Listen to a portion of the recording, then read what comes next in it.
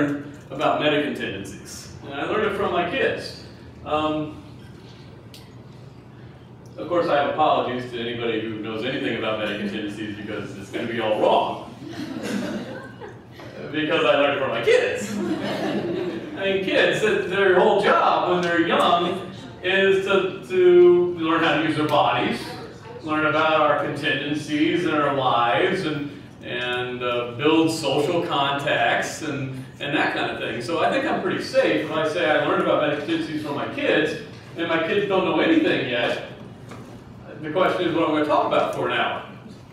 Well, in youth, you think about the natural contingencies, right? You remember when you were young, right?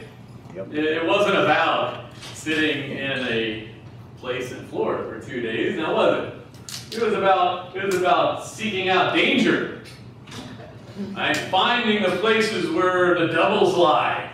And it's a natural contingency, right? I go and slide down the hill and take the big jump. My little adrenaline gland and amygdala get all excited, and I get a rush. End of contingency. Right? I didn't have to pay my kids to take big jumps or to take karate. That's just what they did. That's what they do. Right? So what is the role of a father? How many moms and dads do we have? How many have kids? Okay, most of you. Alan, you want to give the talk? I didn't learn from my kids. You didn't learn? Probably smart. So their job is to seek danger and go out and kick some ass, right? That's what their thing is. It's just to be as relevant as possible in their little world. But in that little world, they can get hurt, right? They can take on things like skateboarding. And in skateboarding, you bust yourself. And then it costs me money. You think about that. Who's been to the emergency room last night? How much did it cost you to go in to say hi to them? $250 just to walk in the door. $250 to walk in the door, you get a drink of water, it's another $200. So, yeah, I care about them, and it hurts me, but then they hurt and that. You bust yourself, it's costing me $450 a shot. Right? So you can see the contingencies on dad. Right? And plus they get cranky and they can't do their chores and that kind of thing. So the question is how I learn meta contingencies from my kid, or another way of saying it, let a meta make you better. It is my personal transformation, trying to understand how I can make a difference in the world. That's what a meta contingency is. I guess if I spoke to folks that aren't behavior analysts, you might want to call it a mega contingency or a mega motivator or mega something. But it's really about me, of course. I mean, because how are we going to go out and make a difference unless we're shaped as well? Did I get through? Try it again. How are we going to go out and make a difference in our craft, in our companies, in our relationships, in our family, unless we can get shaped as well? I'll tell you a little story. My son Christian, he fashioned himself as quite the skateboarder, right? And so he had it all down. He'd go out and practice hours at a time, and he'd make videos you can see on YouTube. And he'd go to the skate park, right? And so Dad, being the safety geek, says, well, you need to have your PPE. Right? So what is the proper PPE for skateboarding, do you think? A helmet, correct. What else? You got elbow pads and knee pads, right? And then follow the rules and that kind of thing. And so he took this picture that he's putting on the internet. We only got half his body here, but what do you notice in this half of the body? You see his knees, right? Or the knee pads? Okay, so here's the behavior at hand. It's pinpointed. Wear your knee pads. Just give it a stimulus when you are skateboarding, right? For I am your father. And then what did he do? Well, he uses verbal behavior back to me because he knows how to talk now. And he's a preteen. And he goes, well, Dad, I'm a performer. I do this thing called floorboarding. I'm not jumping off the ramps. I am simply jumping in place. And to be able to perform in this area, I cannot be encumbered. by such PPE. And the only reason you're making me do this is because you're a safety geek. He said that. So you have the knee pads, and he's telling me that I am more likely to get hurt if I wear them. You see the problem? And so what do I have to say back? I am your father. You must wear your knee pads. I have ordained it. I didn't ordain that yet. I have ordained it. The meta contingency is not there yet. It's just me setting up contingencies for my son. If you wear your knee pads, I shall be proud of you. Right, Alan? You did that? Yeah, it's coming back, isn't it? So I would be proud, and I'd feel like a good parent, and I don't lose money, right? But there are other contingencies out there shaping his behavior. There's this one dude named Bam Margola.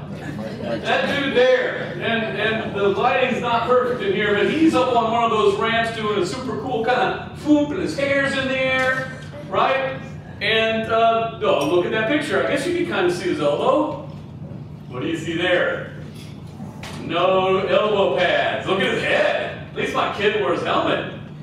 Right? What about his head? His cool hair is flying in the air. There's no helmet there. Yeah, it's Bam. He's saying hi to us.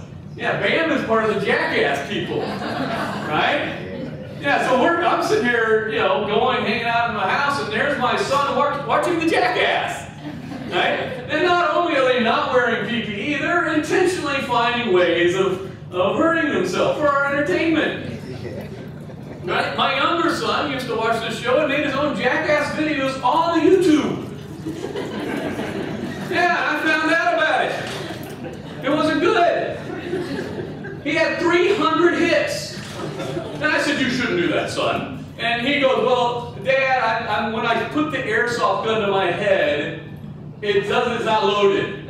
So I'm just pretending to get hit with the airsoft gun. And then I had to do the meta contingency. Well, other children are watching this, and they might be impressed by that. And so you are modeling bad behavior, kind of like Bam Margola, right? And if somebody else gets hurt, that would be bad, wouldn't it? And so I made him create videos of doing things that are good. So he was cleaning up, and he made a video of that. And he helped a person cross the street and gave him a hug. And he had to post that on the YouTube and get as many hits as the jackass stuff. Which has nothing to do with what I'm talking about. But this is what I'm up against. This is the contingency that the kid's got going on. Right? And now he's got his own TV show. Viva Bam! So not only is he part of the crew that's influenced all you people, younger folks, but he's also got his own TV show. Make matters worse. Here's another dude. His name is Jason Lee. He's there. Do you see any knee pads, elbow pads, or helmet pad? Helmet? Do you see him? No. This guy is Earl. So now I got Earl not wearing anything. So I have these guys out there that are modeling behavior, but I am his father. Probably proud. What kind of model am I? You know, Bam, Dad. So what is the meta contingency? Well, now society is affecting my son with contingencies. And so my influence and my contingencies just kind of went down the drain there, isn't it? For I am your father, and I will be proud. But then they go to the skate park, right? And he's there with his whole get-up, you know, elbow pads, knee pads, and they're the cool kids, the hair, doing their thing, right? And then what kind of contingency happens there at the society level? You look like a dwarf kid. You just stay over there and you don't hang out with us cool kids, or we look like Bam. Right? So suddenly I'm finding out that the father doesn't have any influence, doesn't it? No. Moms do. special bond. Dads, after a while, we can't hit them anymore. So, you see the problem. But, there is still an illusion of control, if you will, whereby I can set up a negative reinforcement situation, right? And so I declared, because I am powerful, I can force myself on them, and I have all the money. I ordained that you will never skateboard again. If I catch you without your knee pads or elbow pads on. And that solved the problem, right? Oh, we have some parents here. No, what happened? He wore them. I could have got my little behavior check sheet out and then checked it down and said, yep, elbow pad, knee pad, and then go back inside. Right? But what do I find out? He did the behavior when the discriminative stimulus, the person that would enact the discipline, was there. So I set this in motion, and he did it. But then he has a little brother. Anybody know about little brothers and sisters? What do? They're reinforced for dabbling. It's a complex social construct there. You know, if I tell my brother he gets in trouble, then somehow I'm, reinforced for that. So he did that. He goes, Dad, like you were driving home and Christian went and ran inside and put on all his PPE and he came out and then you went, oh, good son, well done. Right? But he didn't have them on. Yeah. So, of course, did I take away skateboarding for life? No. Take away skateboarding from the kid. It's an empty promise or empty threat. There's many of those out there, aren't there? Except in Norway. Scandinavia. Yeah, we're making fun of the Norwegians. These pictures were actually taken after I set the rule in place. The discipline in place. He's taking pictures of himself, put on the internet, violating that rule. So, I'm a behavior analyst. I take it to the next level, right? So, I can't get to him directly, because that's what happened. The discipline didn't work, right? So I go to the next level. I go, instead of directly to my son, I go to try to influence the community, to change the community's contingency to affect my son. Right? So I call the county board and write a letter. I am a safety professional, and I have noticed that at your skate park, there are many kids out there being at risk because they're not wearing the proper PPE. And I describe the proper PPE. And as a concerned parent in this community, I do believe that this should be a rule, enforceable. So I was thinking, I get the BAMs of the world. Now, if I was Geller, I'd probably write BAM and send them all my articles and get BAM to do it on TV or something like that. But I'm just not that dang good. But I went to my local community. I'm changing this contingencies there. So then my son goes there. Not only would he have those consequences in place, and he'd also have the cool people doing it too. And so then they're modeling it. It's brilliant, isn't it? Yeah. Okay, so what happened? Well, they put up a sign. Yeah. Like these I just found on the internet. They put up a sign. You will wear all your PPE while you're at this park. Yeah, these are kind of signs that we're out of touch. Now, we're behaviorists, and I knew right away we're in trouble. Right? Because, if you have an activator, it's only effective on a long-term and large behavior change if there's a consequence. Right? So the BMT Federation that Nikki talked about yesterday invited me over to Europe to chat with them, chat them up, and eat their wilted peas. And I saw this sign on an electric pole, right? And if you can't read it, there's a picture, the triangle of a person laying down with like an electric shock going through his heart, and it says, danger of death. And a seat, right? We got an activator there, right? It doesn't work. So a little bit further up the pole, we have this big barbed wire contraption to make sure you get hurt before you die.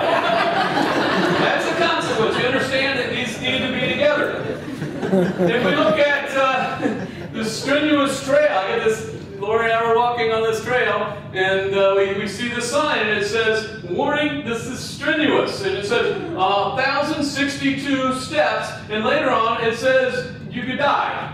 You know, if you're, and then you just, but that didn't stop, and then you got the consequence, right? You got the consequence of actually having to do it. We were over in South Africa. And here's a sign at the safari place. It says, hey, we don't have a fence around this, and all those animals you're going out to see kill each other are just right there, right? And you're like, okay. But then, and then you see the lion. That could be the kind. Luckily, there wasn't any consequence there. Just, I guess, when you see something like that, you're so it's respondent behavior.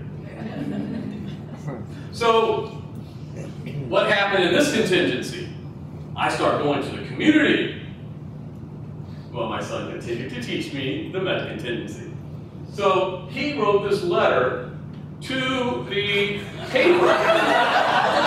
The paper, my local paper, on the editorial, I'll read it to you. Some people are misguided on the issue of protected gear. Though I have nothing against helmets, I disagree with skateboarding pads. They affect your looks and most importantly performance. Mainly skateboarding pads are used for a style of skating called verts, half pipe, mini pipe, and ramps, but it has been proven that pads can decrease your performance and lead to further injury in more technical non-ramp style skateboarding. By itself, the majority of skateboarders are now refusing to come to the skateboard because of these requirements. The skate park, after I told them about consequences, decided to hire a kind of an officer, a security guard, to enforce it, right? And what did he do? He kicked people out of the park and they didn't get it, right? So he goes on to say, yet our town is spending $40,000 for a security guard to enforce these rules. Notice, Chris, these are in full sentences. That's an inside joke. We would be better to use that money to expand the park, which would allow skaters to have more spread out and decreasing the chance of injury. I believe this action by the county was not economic, but rather a decision based on the stereotype that this is 10 years old. But rather a decision based on the stereotype that skaters are a bunch of hooligans and require a security guard. I know the skate park will lose the majority of its frequent skaters who will now look to the streets. Once again, as their place to skate, defeating the original purpose of the gift of the local skate park. I now have learned yet another meta contingency. In this case, you know, I was trying to use the community to change my son. Son changes the community. And the reality of the situation is they closed the skate park down because no kids were skating there anymore. Yeah, I know, that's bad. Yeah, no kids were coming. They're paying this dude, right? And then they had the meeting, and all the people that didn't want the skate park there to begin with, because of band people, right? They closed it down. And what happened then? No. The other reality of the situation was my son was out. He actually started jumping off this stuff and crashed. Yeah. And in this picture I took when I was around, so he has the elbow pads on, but I didn't actually have a picture of the crash. He was doing it at home, and he fell, and he hit his elbow, hyperextended it, bam! Busted his arm. The consequence to that on a local schedule was he broke his arm, and his baseball season was over that year. Right? And then, of course, what did I do with Dad? I pointed that out. In fact, Tommy, you'll like this. Doug Wiegand, another fellow Gellerite. I put this story in print in Industrial Safety and Hygiene News and sent it out to safety folks out there. And Doug sent me this email back going, hey, let's look at this picture. I am a safety professional. Doug works where, Tommy? NIA. It's a National Institute for Occupational Safety and Health. If anybody knows the consequences and contingencies around safety, and he sent me this picture like, yeah, they did it too. Yeah. So, the meta contingency here, we all failed. Community failed, no outlet for the kids to skateboard. I failed. my efforts at managing my son's behaviors fell woefully short, and he's starting to get larger. And my son failed. He got hurt. At the end of the article that I wrote, I put these lines. He was right. He was. I was right. I typically am. But we both were wrong. Should have worked together. What we ended up doing is using negative reinforcement and punishment on each other, right? We weren't seeking out any kind of solution by any means. I sent, like I said, I sent this article out, and a number of safety professionals out there that I've got the opportunity to meet responded to it, and this is from a friend of mine named Sandy Knott that's at the Super Value that we have accredited from the nonprofit Cambridge Center, part of what we do at Behavioral Safety Now that Terry helps put together. And she wrote me this response. What I didn't know, she knew this story because once I have a good story, I'm going to tell it over and over again. Right? You'll hear it like next time. And she goes, I heard him say this before, but what I didn't know was his final conclusion. My conclusion that we both were wrong. They needed to work together. She says, I agree with the writings in his article. It's only a team focused on the same goals that we can successfully bring a successful safety process forward as we've done in our company. Thank you for all you do to keep our associates safe. It is clear without this teamwork, we wouldn't work safely together. I wasn't a team with my son to keep him safe. I was the authoritarian figure. You must do this. Well, what was the meta contingency? Well, we all have to work together as a community, as a team, to set up the mutually reinforcing consequences. Right? So, I stole this from Scott just to show to you guys. Right? What would you prefer in this situation? What did I learn? What's the more effective consequence? The carrot or the stick?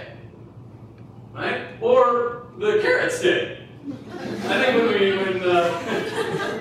when Judy does the thing after my talk here to kind of brainstorm how to make us more sellable to the business world, I think we should call ourselves Carrot Stick. And that wouldn't infringe on Carrot Top's license or nothing like that. I think nobody's called themselves Carrot Stick before. The Greenfield Carrot Sticks. When we went over to South Africa, we found out that instead of the whip, they call it the sjambok. Right? And it's a very powerful statement in South Africa, as you can well imagine, based on their history. We maybe call it the carrot or the sjambok. Yeah, but that wouldn't work. Instead of whip it good, sjambok it good. But I did have a second chance. So now he grows up, my son, and he starts driving. Driving is a series of shaping behaviors. Who's taught their son or daughter how to drive? Gray hair, no hair. Yeah. It was a perfect situation, right? Thou shalt wear your safety belt, thou shalt look in the mirror, thou shalt. I could have done all the stuff wrong, but I learned. The meta contingency between me and my son. I shape his behavior, he shapes mine, we shape the community. And so I learned to use positive reinforcement, you know? And it was scary, you know. There was times when he was about to go up the side of the road, and or he did. But natural contingency took care of that. That scared him as much as me. So those of you who haven't taught your kids how to drive, this is my advice based on my learning of meta contingency. Don't look. And this is a perfect opportunity. You actually don't notice your neighborhood. Look out the side window, right? And enjoy the view. And then every now and then, it occurred to me, because the only time I spoke to him was when he was doing something incorrect. Something wrong that would have got us in trouble. You're going over the line, going too fast, you didn't come to complete stop. And then, didn't I learn about skateboarding? I'm not reinforcing. I'm not saying you did this right, you did this right, you did this right. And I started doing that. Guess what? You should know this. It's not a trick question. I'll ask it again. I started using positive reinforcement, and guess what? He started driving like an ace. And I use every opportunity I can now to say in front of him, my son's a great driver. So I learned. And guess what? He became a great driver. And there wasn't any like driving bad behind my back except for the 5 or 6 times. When, you know, gravity takes over and adrenaline gland and the amygdala that I talked about before. That was my second chance. So the meta tendency here is dad taught son and son taught dad. And of course I have another son, so I get to geek out him too. You know, work with safety. He's a drummer, or at least he wanted to be like a rock drummer, right? And of course, what does he have to wear? You know, these are loud noises you're making, loud staccato noises. You got to wear earplugs, right? And so I even had these big ones bought, you know, like that they wear in the studio. Which I thought would be cooler because he'd be like the dudes in the studio now. So now he has to wear those things. And even though when I showed him this picture that I kind of duded up and made sure that we could see the earplugs in them, he found these pictures on my computer when I took my older son to see the Red Hot Chili Peppers, and I'm jamming out with my other son with a big old ear there full of nothing. Yeah, he pointed that out when I was creating these slides. So even though his dad didn't take his own advice, but actually the event that really taught me what meta-contingency is all about, behavior analysis is all about, was before that. When I was mowing, right? And I used to have a big old tractor and I'd drive around and I'd have a good old time. I have pants on, you know. Back in my 20s, you know, shorts, slippers, beer, you know, no shirt because I needed the tan. Right? And I'd be riding around without any bag to catch the grass, and you know. But then by that point, I was even just riding in a tractor with long pants on, long sleeves, and that kind of thing. I mean, what got me to change? You know, that's a basic question of my own PP, isn't it? What got me to change from the dude in my 20s who was just being risky to the guy who was riding in the tractor with the pants and stuff? What changed? Well, did I get hurt? Yeah, I got hurt. I was pushing the lawnmower, and a rock got slung and hit a tree and came back and cut my leg. And what did I do then? Cried. I cried. And then I looked around, right? And I went inside and put on my pants, right? And the next time I had a chance to mow, I didn't wear my long pants. Even even getting hurt, that was you know, pick or nick or whatever. It wasn't certain. It didn't happen too often, and okay, it happened now. That gives me 999 times it won't happen again. The odds are now in my favor. Right? One day I was out and I had all my PPE on, because now I'm realizing that I can't tell my son to have his PPE on, not mine. And my younger boy comes out yelling at me, "Dad, Dad, Dad!" Makes me stop the tractor, and he holds up those big old earmuffs. "You gotta wear these, Dad." And he was right. You ever mowed the lawn with earmuffs on? It's comfortable, and you have energy afterwards, and you don't have a headache and stuff. He was right. So in this situation, the meta-contingency, boom, was Dad being influenced by his son. I had an opportunity before to try to teach him something through reinforcement and wearing the earmuffs, and him trying to suck up to Dad because he's telling on the older kid, to him managing my behavior. You know, that's probably the most powerful reinforcer there is, when somebody shows you they care, especially somebody you care about showing you care. And that's kind of important when it comes to my understanding of what a meta-contingency is. You know, that's what caring is.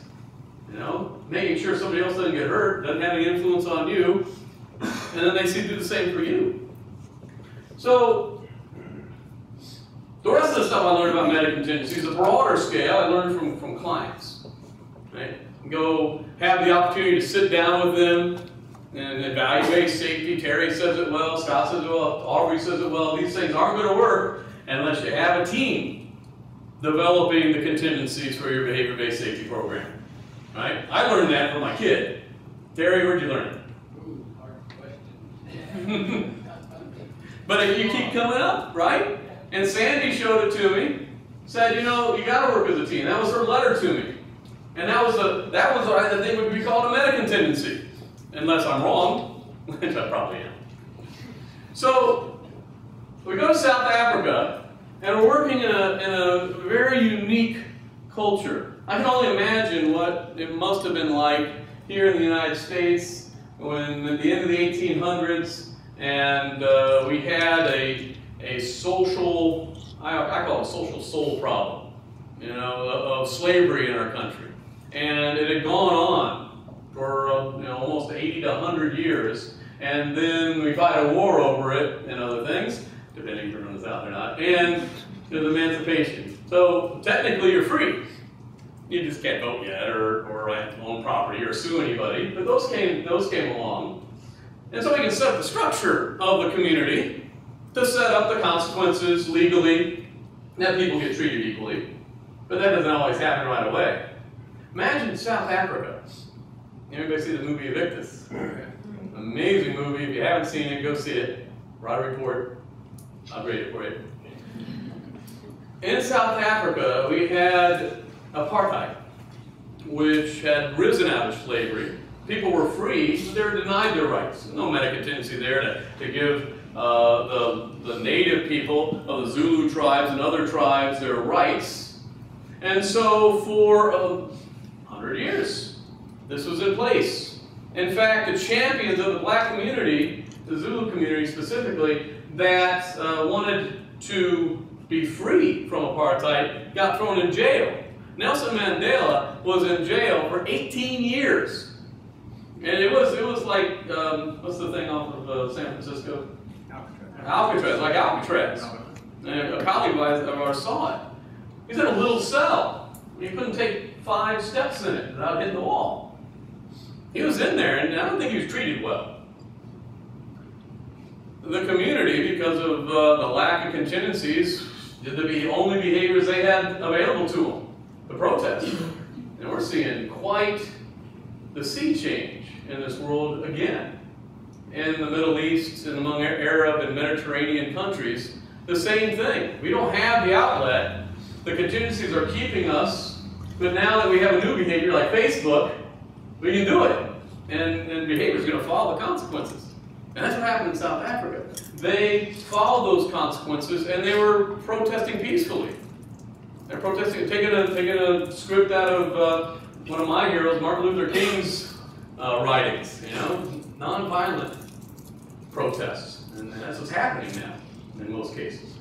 And so the story is that teenagers were upset in their high school that they were being forced to learn English and not use any other native language. And so they marched on the Department of Education in Soweto, and the police officer shot him. And a famous picture of a boy being carried off by his brother, dead. And the behaviors went as they would. And the country turned around, they had elections, and Nelson Mandela went from 18 years in the gulag, so to speak, to being president of a country in 5. So now we got an interesting situation here, don't we? Right? He now, as president, has the power to manage certain contingencies. Mega, super mega contingencies. But you have these historical events happening, right? And he's probably one of the most remarkable people in the world, in my opinion, because he didn't use those. He didn't go and rebel and try to get back at the white community. He tried to create the team, right? And sometimes it worked, sometimes it didn't. But we go over to South Africa, and now the mostly white executives of these companies are starting to be concerned about the safety of their employees. And in mine projects such as this, there's a requirement that you have to hire 50% of your workforce from the local culture, or from the local population.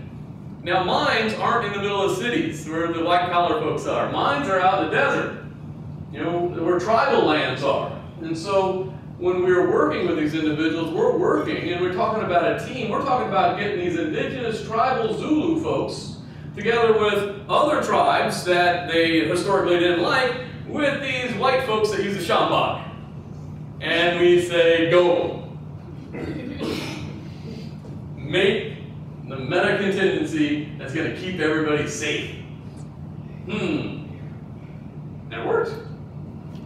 It worked. Take away rank. You take away historical things, helping out each other, caring for each other. It's kind of universal. It's kind of universal. Now, we had an opportunity. I had another opportunity to learn, because I wasn't there just to be like the social crusader and help people. I was going to party too. And so we had the opportunity to go to this, oh boy, I love this lighting. So we went out with an executive to where he's on the Lions, right? And so he's of very high influence, and his wife was all dressed up, and Lori and I were there, and we were just, trying to be impressive, because, I'm a professor. Look how I dress. And we went to this really nice restaurant, and we came upon a hole in the road. It's a first world country, but once you kind of roll back the sheets, it's a third world infrastructure and third world culture in many ways. And there's potholes all over the world. So we're just had a really nice dinner in the back seat with Lori, and they're in the front seat, and we're driving, all of a sudden, boom! And then the executive goes, damn it! And we drive along, and then Lori says, she goes, this is where women teach men. She goes, somebody else could hit this thing. We need to fix that. And then I said, shh. And you guys are laughing because you know that, oh no, you didn't.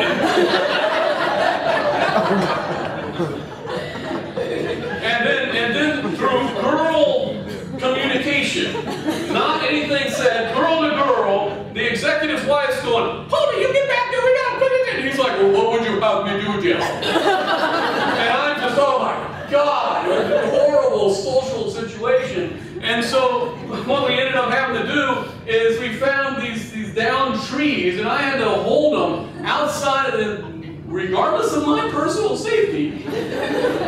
And we put them down to signal, and then I learned meta contingency. On the other side of the world.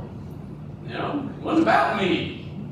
I had to behave to help society. And if we did that, maybe society does the same for other people. And so the meta contingency here is women can manage the contingencies of men. That's nothing new. Not like we need a whole session on that. By no means. But this company, it was building mines all over Africa. It had, under its contractors, large contractor groups employ the indigenous populations of very poor, uneducated, discriminated against, underprivileged areas of Africa. They had the opportunity to change lives, and they did through employment and training. But wait a second. The meta contingency of behavior analysis is to improve our own lives and improve our own companies. But Dwight Harshbarger sat down to the OBM business meeting in Aba a couple years ago, telling us about the Hawk's Nest disaster, and he said, I'm a little disappointed in you people. He's a little older. I'm a little disappointed in you people. We should be working to improve the world, not just improve companies. This company has an opportunity. When we go out and we look at the mining camps, which are here, right, and they're putting up these modular structures that are run by Marriott Corporation, and then you got running water in and a nice bed and sometimes a TV, and then you have a mess hall where you can eat and sanitary conditions, for personal things, right?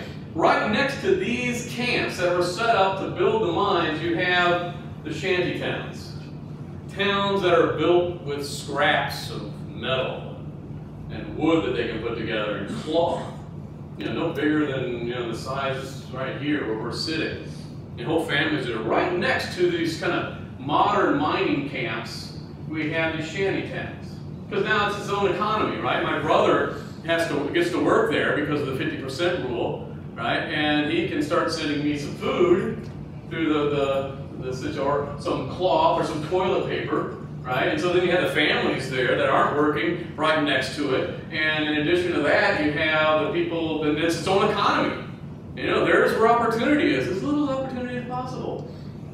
You know, it occurred to me that right there, that company can change Africa. Not only do they have a workforce of indigenous people, training them to be skillful, you have the entire community depending on those jobs and learning from those jobs. And if we teach them the principles of behavior analysis, the principles of caring, you know, what behavior-based safety does, where are they going to take it in the meta-contingencies in their own families? You know, I've learned how to look out effectively for my fellow worker and give them feedback, right? And they do the same for me. You take it to that place, which is one of the most dangerous places in the world, not because of dysentery and not because of low nutrition, it's because these are desperate people and they hurt each other. Right? You take it there, then we can change it. The meta-contingency now is full. We change each other, they change us, we change the community. In that one mining camp, we change Africa. We can change the world. You got it. You don't have a choice. I'm giving you all this information, this powerful technology. Go out and do it. We owe it to our kids. You know? Meta-contingency, and just flip it upside down. No, not weta-contingency. We can control the contingencies to change the world. That's what your job is. Report back next time. Thank you.